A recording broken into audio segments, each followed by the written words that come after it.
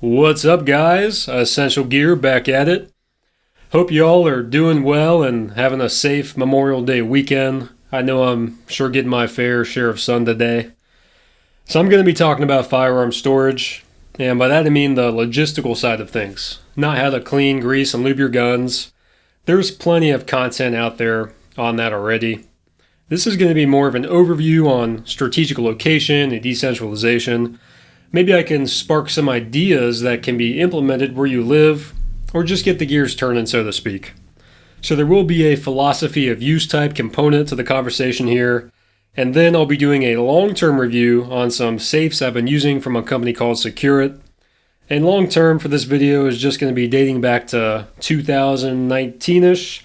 That's when I first got my hands on these things. And if you are a 2A advocate, I think we should all have a goal of being good stewards of our God-given rights. And I'm not here to tell you that you have to do anything a certain way, just my opinion, but I do think that we should have a plan to secure our defensive tools when they're not in use, because you can't use them if they've been taken from you. And we don't want these things falling into the wrong hands, especially if you're in populated areas where the chances of break-ins or unrest are a bit higher. Now, the only exception to this might be if you live in the sticks and people maybe have to hike miles to get to you. But even then, you're going to have to sleep sometime and you don't want to have to keep an eye on your valuables 24/7. So I would consider having some lockers for gear and then designated cabinets to be used as arming or resupply points for your security team. And I might touch on some higher level concepts to address this later. So how are you guys storing your defensive measures?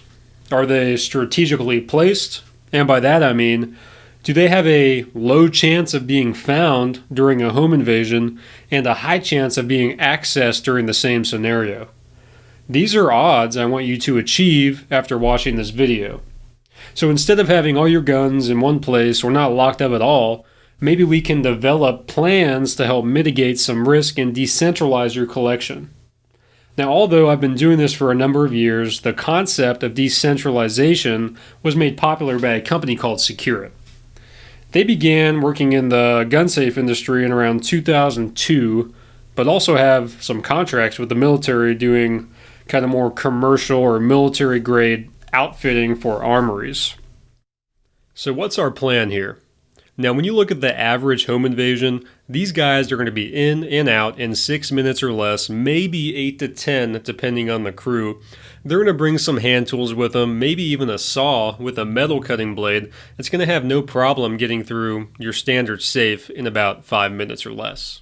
I just wanted to show you some of their product line, starting with the Agile Series. I have the 52, so I won't talk about that too much.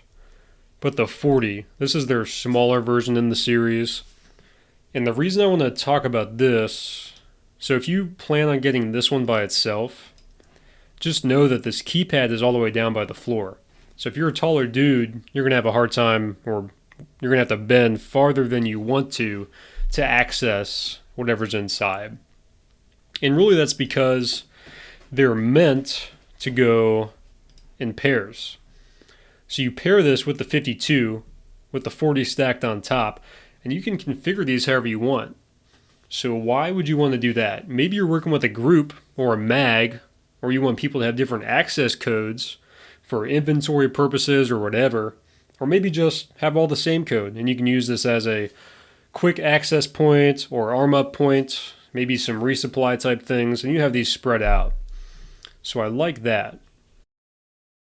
So by the way, I did want to mention the thickness of the steel in this Agile series because they don't openly mention it in their product pages. Not this one, or just the regular Model 52. So what I had to do is do a search of their website, which brought me to this page.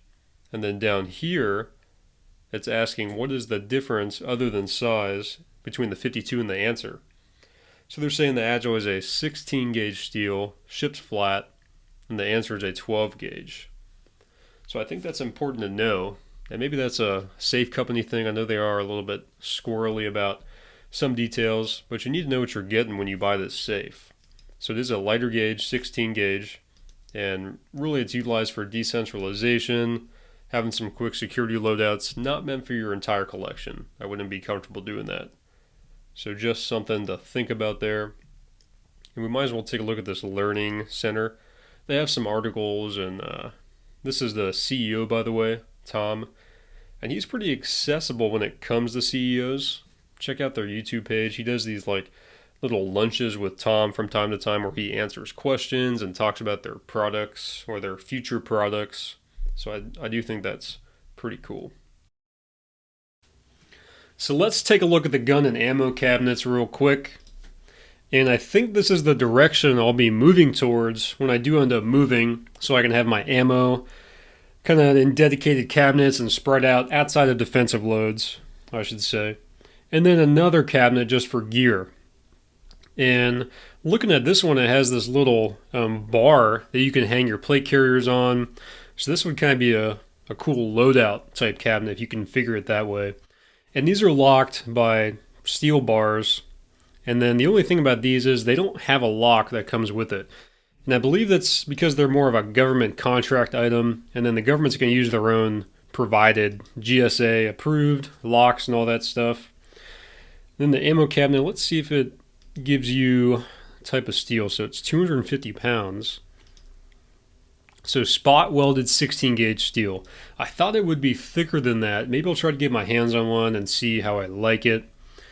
All right, moving right along. They do have some gun wall components, so they're just like little panels that you can buy to retrofit whatever kind of room you work on your firearms in. So that's pretty cool. And then the gun storage accessories, I'll talk about this. I'm looking for the light though. They just dropped a light, and it figures that they would do that right when I'm filming this video. So here it is. Looks like it is motion activated, and it probably, hopefully it's got a little red action there for your night vision. So hopefully it's rechargeable. Yeah, so it looks like it is even USB-C rechargeable, so it has an internal battery somewhere. And I'll order one of these and take a look at it. I'll probably do an update review on it a little later. So that's it for now. Let me show you guys my setup. Alright guys, this is one of my Agile Model 52s. So this thing's been through it. It survived 3 moves. This is the 3rd location it's been in. And I just right now have it stuffed into a corner in one of my spare bedrooms. And I guess I kind of got lucky because it really does fit in there like a glove. But remember what we talked about. Try and have your guns spread out and in a location that is not going to be a prime target for thieves. So if anybody was walking through my house and they walked into the spare bedroom, they wouldn't think anything of it. They would think automatically that there's nothing of value in here because it really is pretty nondescript. And that's what you're going for here. And another important thing to point out is if you do have a gun safe, try not to keep it in the middle of the room. Don't make it the first thing that somebody sees when they walk in. All right. That's just going to be one more thing that's out in the open. You want to add that level of concealment, which is why I put it in the closet. So some quick dimensions. In depth, it's about 15¼ inches, and then it's 52 inches high. So really, I'm about 5'10", and I don't have any trouble getting into this thing. I don't have to bend over too far. The keypad's at a good height. Now, if you are maybe over like 6 foot, 6'4", maybe you want to think about getting one of the Model 40s like we saw earlier and stacking it on top. You're going to be able to get into that thing much better. Now, it does weigh about 105 pounds, so you're not going to have really a hard time getting this thing around, which is why you want to have it bolted down. And how I have this thing set up, it's bolted into the concrete and in the studs, so it's not going anywhere. And also, notice that it's oriented in a way that anybody trying to pry this thing open is automatically going to be at a mechanical disadvantage. That's just one more thing that's going to make it harder for somebody to get into this thing. And yeah, they can cut it open with enough time, but I'm just trying to make it a bit more difficult for them, I guess. So the keypad is pretty standard. It does have a bit of give to it, but the keys are tactile. You can feel it. I'll probably try to show you that a little bit more close in a second. So I think you can even program this to make noise when you touch the keys, but I've never had a use for that, so really I've never done it. And also one thing I found out just by like testing it, if you press these keys or get the code wrong too many times, it will lock you out. I don't know if they advertise that, but it is something I found. Also on the front, the nameplate down here exposes the mechanical override, which is a key. So A+ for having a backup way to get into your safe. And another point, if you do have multiple of these safes, pick a location in your house to store the backup keys and label them. You don't want to be fumbling around with the keys, and if you need to get there in a hurry, that's going to be like your worst nightmare. Maybe pick one of the safes to store all the keys in, and then have the key for that safe in another secure location that you're going to be able to find, and that way you'll be able to access all the keys and the safes. Whatever you want to do. So opening the door, this thing has 3 bolts that secure to the frame. There's one in the top here, one in the middle, and then one on the bottom. The electronics are run off of this 12-volt battery here. And really, I would just plan on changing that about once a year. That's what I've done, and I haven't had any issues yet. All right, guys, going mobile with the iPhone. Hopefully it sounds and looks okay. So I wanted to give you a closer look at this keypad so I can show you how it feels or describe to you how it feels and how it sounds. So just touching these keys. Hopefully you guys can hear that. So you do get some audible feedback. And did I just activate that lockout mode? Oh, I did. So I got it on camera here. So I just activated this little lockout mode. I was messing with it too much. So this middle button will beep, and if you notice, if I press any of these keys, it doesn't light up right away. It's because I'm locked out, essentially. Oopsie. So I guess I'll talk a little bit more about this. So you do get the audible feedback, and another thing that you will notice, or I guess that you should notice when you're touching this thing, is there is a bit of a rounded edge on these buttons. So if you're in the dark, you can really feel around and get your code in if you're familiar enough with this. So 2 improvements right off the bat. I mean, just make these numbers glow in the dark. And then number 2, put some raised edges on the side so you just immediately know if you're in the dark that you're on the edges and you can find whatever your combination is from there. That would be great, I think, to do that. So why would you want that? I mean, let's say it's nighttime where there's a power outage, you don't have a source of illumination, you still have to get in here. I mean, you could use the key and fumble around with it, but really just having a little bit of illumination on this pad or a tactile feel would do wonders. So I'm still locked out. I will show you the handle and then the mechanical override. So the handle's about halfway down here, and then going in a little closer, we have this little Agile swinging nameplate or placard. And when you take that little screw out, here is your mechanical or key that will go in there. So that's where that is. Am I still locked out? Yeah, so I'll have to come back in a second. All right, guys, back at it. No longer locked out. All right, so I want you to hear what it sounds like when I disengage the lock. Boom, you hear that little click? That's what you get. That's your audible feedback there. And it's not too bad. It's loud enough that you can hear it, but not too loud that anybody in the next door or maybe somebody looking for you is going to hear that. All right, let's take a look at the battery compartment. Just a little flip down door.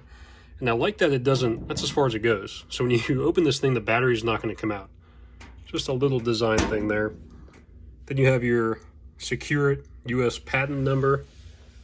Then we have your little plug. Let's get this guy out. And then the little launch button is exposed. I say launch button because it looks like it's a little hidden button to launch a missile or something. But all that's going to do is help you program your keyboard. So let's talk about lighting for a second. So I was lighting this thing with these little push button lights, but they eat up batteries and they just kind of suck, to be honest. So I started using this Olight Warrior Mini 2. And this thing's awesome because it has a magnetic tail cap. So you can really stick this on any square inch of this safe and it'll hold. So a lot of times I'll just keep it here and I keep the button kind of exposed and boom. But you could also put it on the side. So really any magnetic accessory you have can go inside or outside of this safe. It's kind of a cool kind of plus here. But that might be irrelevant because they just came out with a new light. I'm going to be trying to get my hands on that. All right, guys, let's talk about this Cradle Grid technology here. So as you can see, it kind of lines the entire back panel of the safe. And the accessories just kind of slide into the cradles there and then rest right below there. So really ingenious design. No complaints there. So the name of the game here is really you can kind of customize this to your needs. It'd probably take a while to calculate how many different possibilities there would be to configure this. And I mean, I've organized this and reorganized this a number of times based off of new things I've gotten. And speaking of new, oh my goodness, this guy named Nothing Fancy, if you haven't heard of him, he's been on YouTube for a while, and he got me again with this Turkish-made TSOS 1911 A1. It's a reproduction, and it really does shoot pretty good for a $400 gun. No complaints. So I'll touch on the construction real quick if you're not familiar with that. So how this thing is pretty much held together are by these bars, and they're held together by this bolt on all four corners, top and bottom. And these bars just kind of slide in these little teeth or kind of arrowhead looking things that are attached to the frame. And really no complaints there. It's pretty solid. It doesn't give any kind of way. But what I would like to talk about is this mounting hole that comes from the factory. That's the one in the bottom. So that's about 2 inches off the base, and then the one I drilled is right above it. That's where the bolt is. So why is that important? So if you're thinking about your standard house and the baseboard, that 2-inch hole from the factory is not going to clear this. So just keep that in mind. You might have to drill another hole. Not a big issue. It wasn't too hard to do. Just make sure you have a good drill bit and the drill. And the second hole I drilled was 5 inches from the base, by the way. And I just used 2x4s as spacers to go in between the wall and the safe. So like I said, this is in one of the guest bedrooms, and it really is purposed right now for extra storage.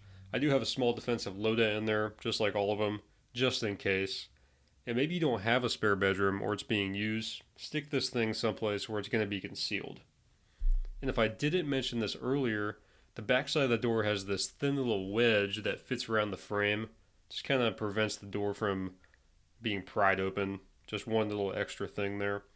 So I think I'm going to cut this video off and do a part 2 because I still have a couple more safes to show you and a lot of stuff to talk about. So stay tuned and I'll be putting out the next one shortly. Essential Gear out.